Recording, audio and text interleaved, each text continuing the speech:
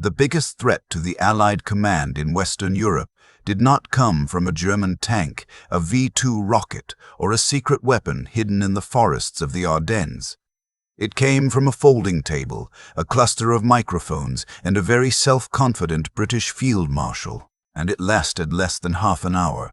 The date is 7 January 1945. The Battle of the Bulge is still rumbling in the frozen hills of Belgium. American soldiers are digging themselves out of the snow, counting the dead, trying to make sense of what they've just survived. And a few hundred kilometers to the north, Bernard Montgomery is about to open his mouth. If you think you've heard crazy war stories, stay with this one, because in the space of a single press conference, one man's choice of words pushed the Western alliance closer to rupture than any German offensive managed to do.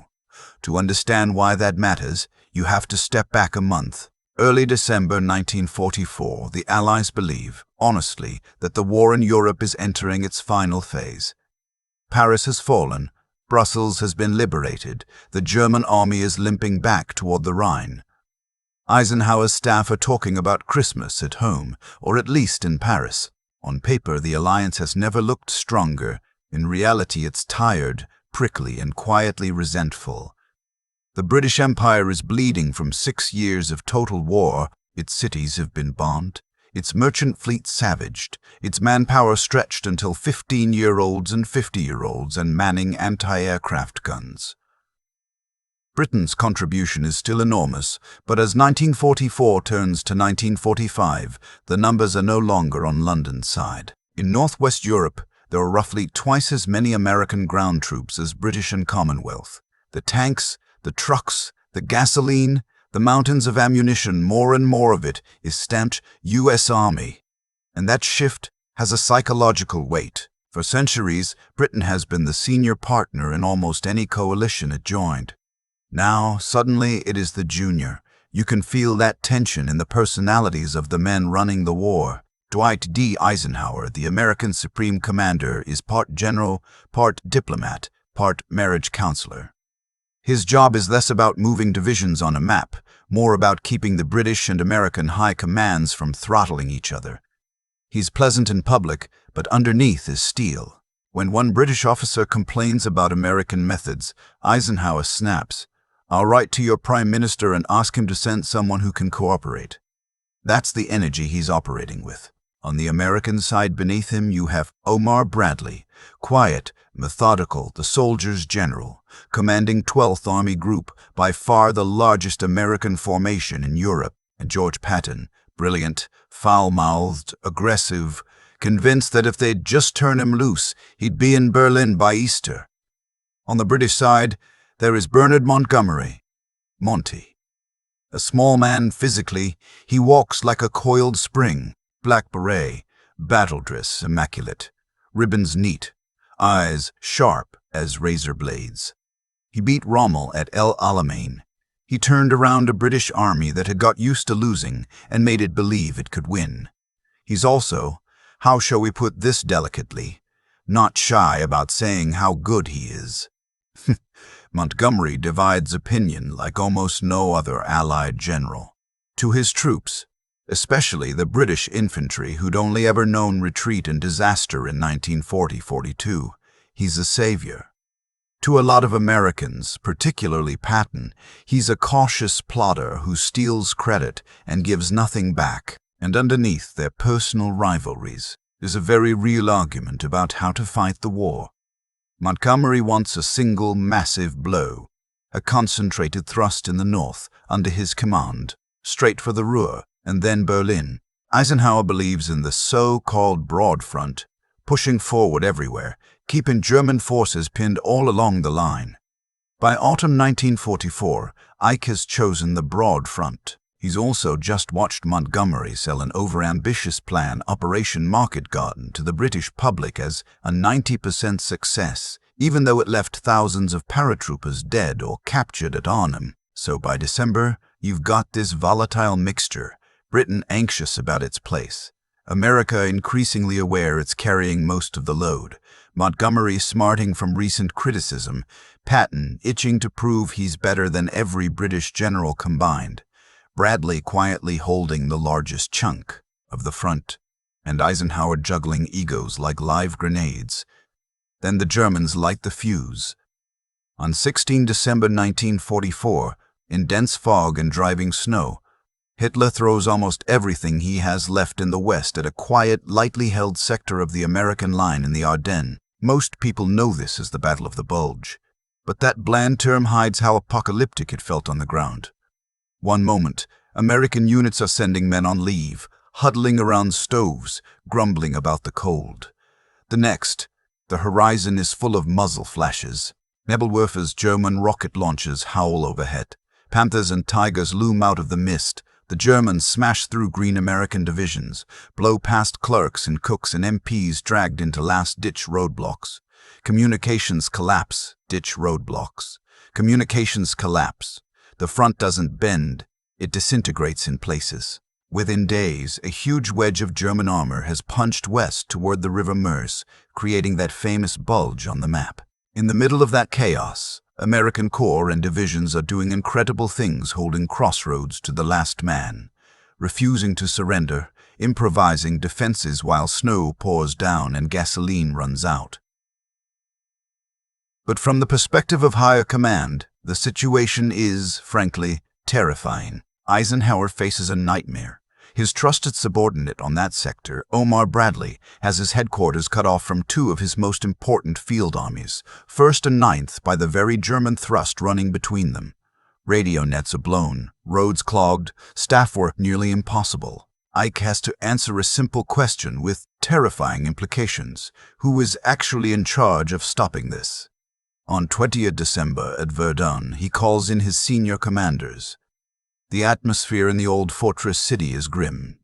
They've all seen the maps. They know how close the Germans are getting to the Meuse bridges, and what it would mean if they burst out onto the open ground beyond. Here's one of your first, oh come on moments. Eisenhower decides that, given the communications breakdown, someone north of the Bulge needs to take firm command of that sector. The two American armies on that side, 1st and 9th, are physically closer and already coordinating with the British. So Ike does the militarily logical but politically radioactive thing. He takes those two American armies away from Bradley's 12th Army Group and places them temporarily under the command of Bernard Montgomery's 21st Army Group. In other words, two key American armies in the middle of the worst crisis the Western Front has seen since Normandy now report to a British field marshal. If you're an American general brought up on stories of Washington and Lafayette, that's a big ask. Bradley is furious, but he doesn't defy the order. He can't. He understands the military rationale. He also understands what it means for his own prestige. Patton, invited to Verdun that day, argues for his Third Army to pivot north and smash into the German southern flank. He gets his wish and uses it to build his own legend, but that's another story. Montgomery, up in the north, suddenly finds himself in a position he's quietly longed for, in charge of all Allied ground forces on the northern flank of a decisive battle, his own 21st Army Group, plus the American 1st and 9th. A huge chunk of the Western Front under his control, and to be fair to him, he doesn't freeze. He tightens the line along the Meuse. He pulls back American units in good order, preventing a rout. He insists on clear, neat boundaries, on solid defensive positions, on no more last stands in indefensible villages. To his methodical, attritional mind, the priority is to stop the bleeding, then counterattack when the situation is clear and the enemy is overextended. By late December, the worst of the German offensive has spent itself. The weather clears. American fighter bombers scream in to hammer German columns on the roads. Patton's Third Army is battering its way north to relieve Bastogne. The line in the north holds. Militarily, by New Year's Day, the Allies can be quietly confident the Bulge is a catastrophe for Hitler. He's burned his last strategic reserves and got nowhere near the grand objectives he promised. Politically, emotionally, inside Allied headquarters, the situation is anything but calm. Americans have just taken their heaviest casualties of the Western campaign. Whole divisions shredded, prisoners lined up, marched into Germany. Stories of massacres at places like Malmedy filter back. The U.S. public, fresh from re-electing Roosevelt, is about to read headlines about a surprise German offensive that hit American lines. And already, under the surface, there's a question forming. Who gets blamed and who gets credit? Now add one more ingredient: Montgomery's relationship with the British public. He is not just a field marshal. He is a symbol. British newspapers print his photo like a movie star's. He gives talks, writes messages to the nation, plays the role of national morale officer as much as battlefield commander. After the bloody muddle of Market Garden, his reputation has taken a knock. He needs, frankly, a win in the court of public opinion. So when he emerges from the early phase of the Bulge able to say, hand on heart, that his sector hasn't broken, that under his direction the Northern Line has stabilized, he sees an opportunity. His staff arrange a major press briefing at his headquarters in Belgium. They invite British and American correspondents. This will be Monty's chance to tell the story. In his words, this is where the story tilts from normal wartime PR into something much more dangerous. Imagine the scene. It's a cold January day. The fields around Monty's HQ are brown and dead, half-frozen mud under a crust of snow. Inside a requisitioned building variously described as a chateau or a school hall, correspondents shiver in their greatcoats. Typewriters click. Cigarette smoke hangs in the air. He appears exactly the way the British public expects him. Beret at a jaunty angle. Badges just so. Expression composed and faintly amused, as if the whole war is a problem he's already solved on paper and is now just tidying up. Montgomery begins to speak. At first, it sounds like a standard operational briefing. He outlines the German attack, acknowledges it was a serious blow. He talks about the desperate days when the Panzer spearheads were driving west. So far, so normal. Then he shifts tone. He explains correctly that Eisenhower placed the 1st and 9th U.S. armies under his command. He describes how the situation was confused, how the Americans had their backs against the wall. And then he says, in essence, once I took over, I sorted it. Not in those exact words, but close enough that any American listener hears it. He uses phrases about tying up the battle, about creating a firm defensive line in the north, about coordinating the two American armies under his control so that they could then go over to the attack. And yes, he praises the American fighting man. He calls the U.S. soldier brave. He says they fought magnificently. But the way he frames it, the American soldier is the tough, slightly clumsy boxer, and Montgomery is the clever trainer in the corner who shows him where to punch. You can almost feel the air pressure change in that room. British correspondents scribble down the lines, delighted. Monty has done it again. Our man has steadied the Allied ship. American correspondents, those who know the personalities involved, feel a sinking sensation in their stomachs, because back in Luxembourg and at SHAEF headquarters, there are American generals who have just spent the last 3 weeks watching their men die in the snow while holding the Germans on their own initiative, with almost no guidance from anyone. And they are not going to enjoy being portrayed as hapless amateurs rescued by a British field marshal.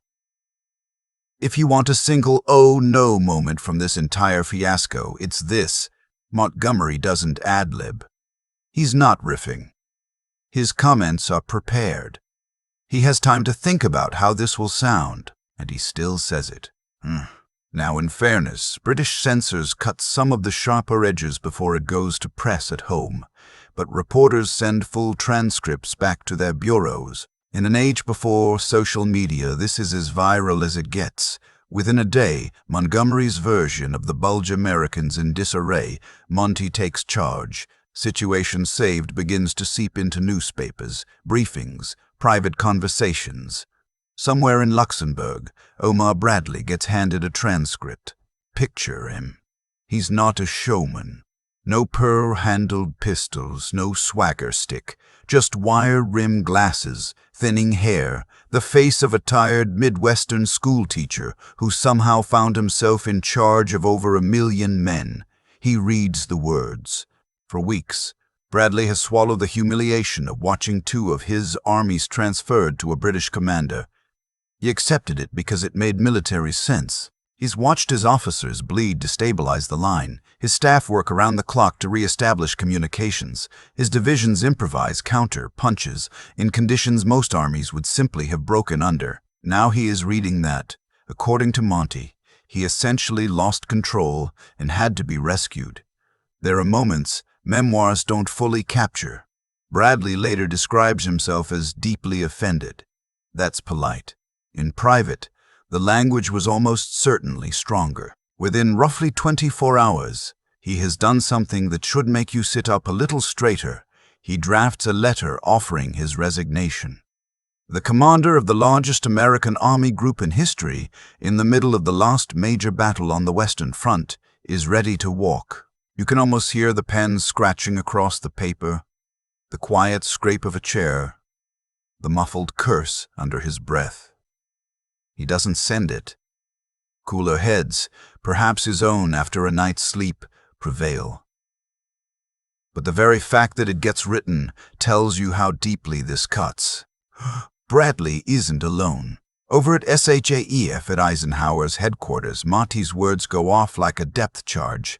Ike's chief of staff, Walter Bedell Smith, is incandescent. This is a man who is not easily shocked by ego. He deals daily with Patton and de Gaulle. Yet here he is, reportedly suggesting that perhaps the time has come to relieve Montgomery. Relieve Montgomery. Think about the stakes involved in that suggestion. At this point in the war, Monty is still, in British public eyes, the hero of El Alamein, the man who turned the tide in North Africa, the symbol of British grit. Firing him would not just be a military decision, it would be a political earthquake in London. Eisenhower, the consummate coalition man, is livid but trapped. On one hand, he needs his American subordinates to feel respected. On the other, he cannot afford a transatlantic scandal with headlines about U.S. General Sack's British hero.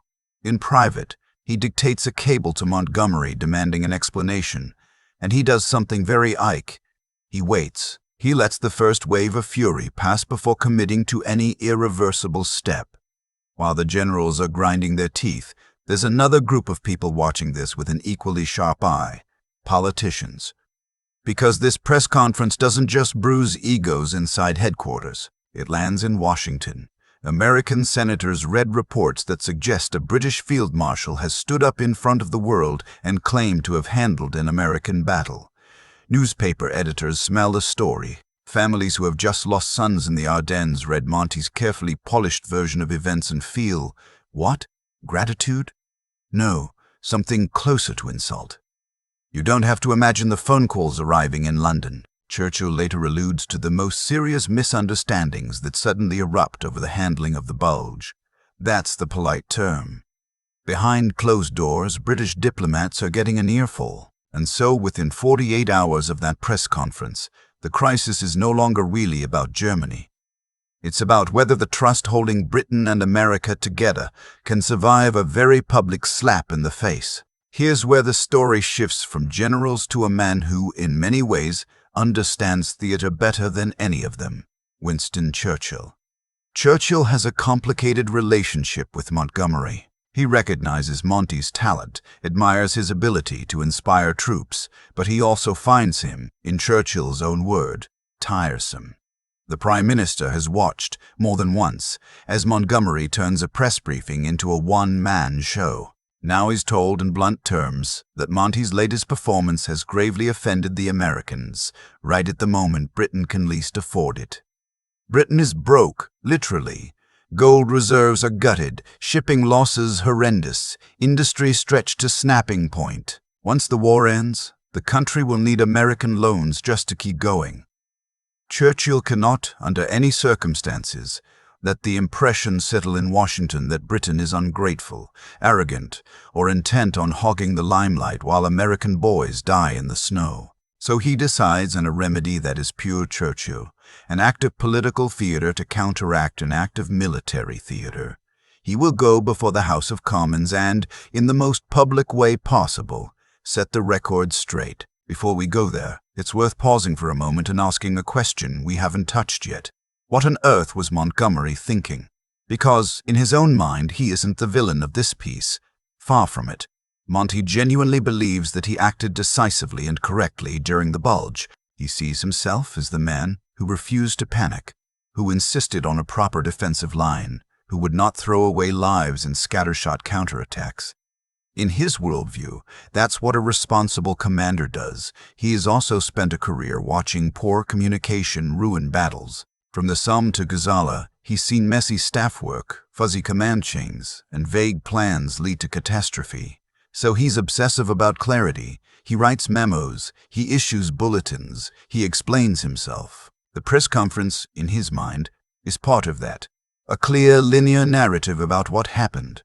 He will tell the world in his tidily organized way how the Germans attacked, how the Americans were initially pushed back, and how, once placed under his command, those forces were reorganized and the threat was contained. Montgomery later insists that he praised the Americans, that any suggestion he belittled them is a misreading. And it's true that on paper there are lines of his that sound generous. The American soldier is a brave and gallant fighter, and so on. The problem is not the sentences in isolation. It's the structure of the story he tells. In his version, the Americans are never protagonists. They are, at best, brave extras in a drama directed by him. He also operates inside a British media bubble that is, by design, quite different from the American one. British wartime censorship is tight. The government and military have a great deal of influence over what gets printed. The idea that his words might be read unfiltered by an American public with very different expectations about bluntness and credit doesn't seem to fully register. And there's ego too. There's no way around that. Monty has been sniping at Eisenhower's strategy in private for months, arguing that the broad front is a waste of resources. He sees the Bulge as the predictable result of dispersing strength instead of concentrating it, and so any chance to show that, when handed a sector, he handled it correctly, scratches a very old itch. But that's all inside his head. Outside, the fire has started, and now Churchill is about to try to put it out. On 18 January 1945, the House of Commons assembles to hear the Prime Minister report on the Battle of the Bulge. It's one of those grey London days where the light never quite arrives, seeping weakly through the high windows. The benches are full. The war still grips every conversation, every household. Churchill rises. He is not a young man anymore. The strain of years of war shows in the slump of his shoulders, the jowls, the faint tremor when he lifts his notes. But when he speaks, the chamber leans in. He does something very deliberate. He doesn't start with Montgomery. He doesn't even mention him by name. Instead, he starts with Montgomery. He doesn't even mention him by name. Instead, he starts with numbers. Cold, undeniable numbers.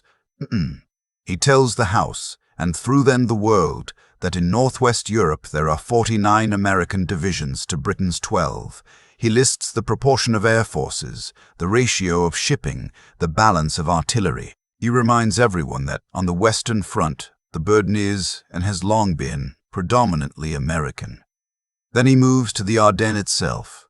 He calls the Battle of the Bulge, in so many words, a great American battle.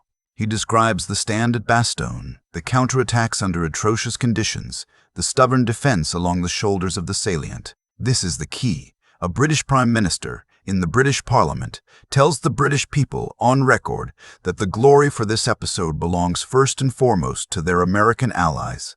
This is not something Churchill does lightly. His entire career is built on championing British valor, British tenacity. Yet here he is, essentially saying, whatever you may have heard elsewhere, know this the Americans did, the heavy lifting. It is, if you like, a diplomatic form of saying sorry without saying the word. Word of that speech travels across the Atlantic as fast as telegraph and radio can carry it. In Washington, it lands very differently from Monty's briefing. Congressmen read Churchill's careful, generous phrasing and breathe a little easier. At SHAEF, Ike's staff read the extracts and understand. London has grasped the seriousness of the situation. Churchill is spending political capital to repair the damage.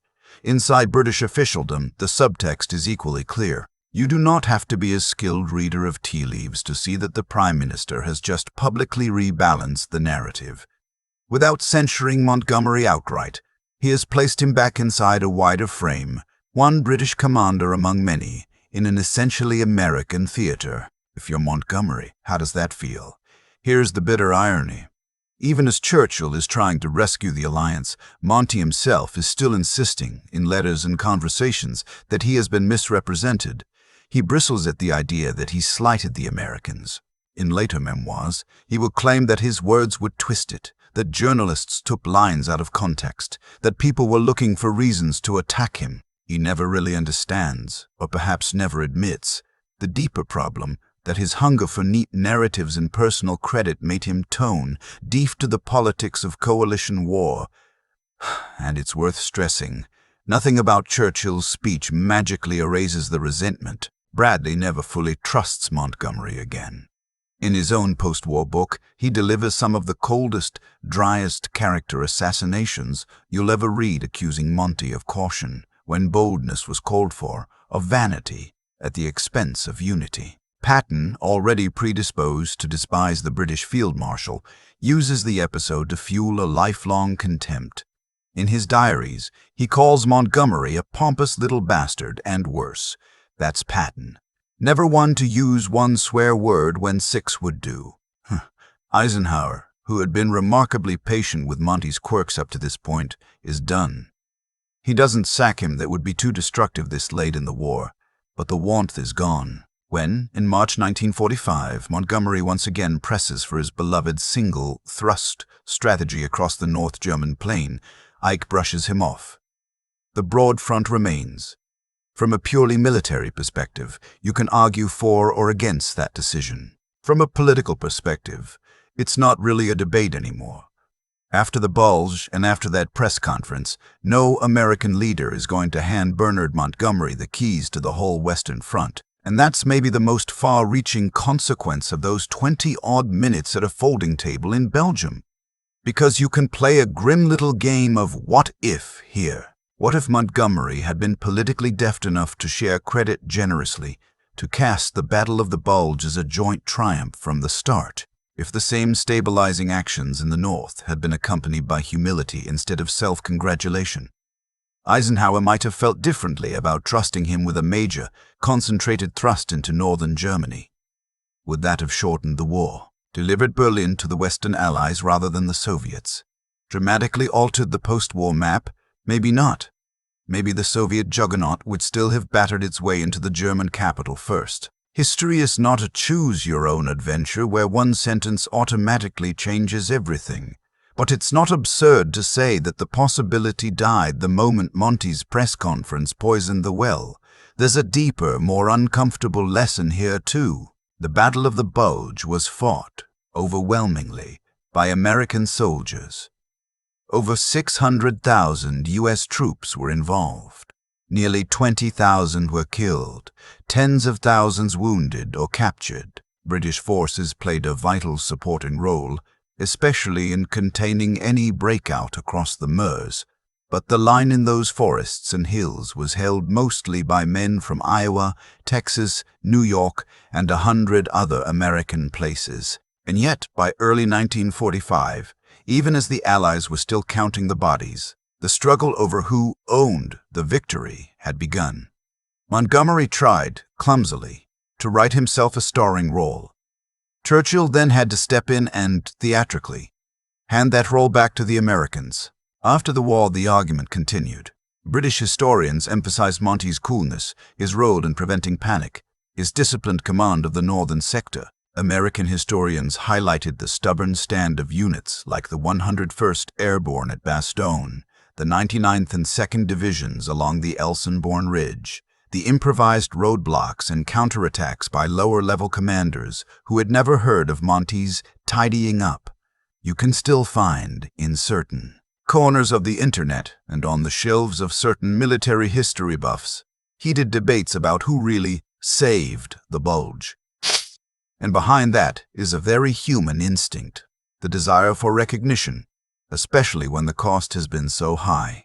Montgomery's press conference is a cautionary tale about what happens when a commander gives in to that instinct at the wrong moment. It's easy, from the comfort of an armchair decades later to say he should have been more diplomatic. Of course he should have. The interesting question is why he wasn't. Partly it's his personality. Partly it's the British political culture that had raised him up as a symbol. Partly it's the structural insecurity of a declining empire suddenly dependent on a rising superpower. Put those together and you get a man who, at the very moment he should have been most careful, believed he had to stand up and say, "For the record, I handled it." There's also a modern echo here, if you care to hear it. In any coalition, whether it's nations at war, companies merging, or even groups of friends trying to pull off a project, the hardest disagreements are rarely about the work itself. They're about credit, respect, and who gets to tell the story afterward. Eisenhower knew that. Churchill certainly did. They understood that maintaining an alliance is not just about sharing bullets and fuel.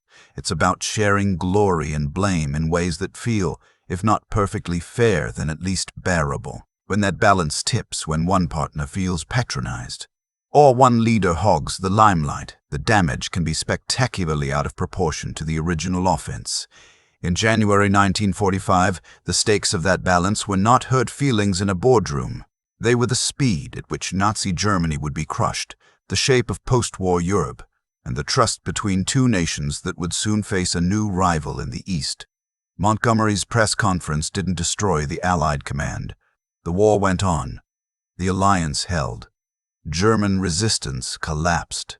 Within 4 months, Hitler was dead and his empire in ruins. But for a few days in that bleak winter, the people at the top of the Allied pyramid stared into a very real abyss, an alliance where American ground commanders walked away in disgust, where British pride clashed openly with American anger, where the machinery that had carried them from Normandy to the Rhine seized up not from enemy fire, but from one man's performance in front of the press. Shh. You might reasonably ask, was it really that fragile? And the honest answer is, yes. Coalitions are built on a kind of emotional credit line. During the good days, landings successful, offensives advancing, headlines positive, you can get away with a lot. But during the bad days, surprise attacks, heavy casualties, public doubts that credit dries up fast. The Bulge slammed the emotional accounts of the Allied command into the red. Monty's press conference came like an overdraft fee at the worst possible time. Churchill's speech was the emergency deposit that stopped the whole arrangement from collapsing. In the end, perhaps the most haunting thing about this story is its smallness. We are used to thinking of World War II in terms of vast movements, millions of men, thousands of tanks, sweeping arrows on maps. Here, the potential crack in the coalition comes down to a few sentences, chosen by one man in a room full of journalists. There is something almost absurd about that. And yet also something very human. Because for all the steel and oil and firepower, wars are still fought and led by people. People with pride, with insecurity, with old grudges and fragile vanities. On 7 January 1945, in a quiet Belgian headquarters, Bernard Montgomery proved that you can win your part of a battle and still almost lose the alliance that made that victory possible. The guns in the Ardennes would fall silent. The snow would melt. The armies would roll on to the Rhine and beyond. But the echo of those 20-odd minutes at the microphone lingered in memoirs, in diplomatic cables, in the way British and American officers looked at each other across conference tables long after the last shot was fired. And it leaves us with a question that's uncomfortable precisely because it feels so contemporary. In a world where power is often shared, not held alone, what's the most dangerous thing you can put in a commander's hand? The answer, that winter, was not a new kind of tank or a revolutionary bomb. It was a microphone.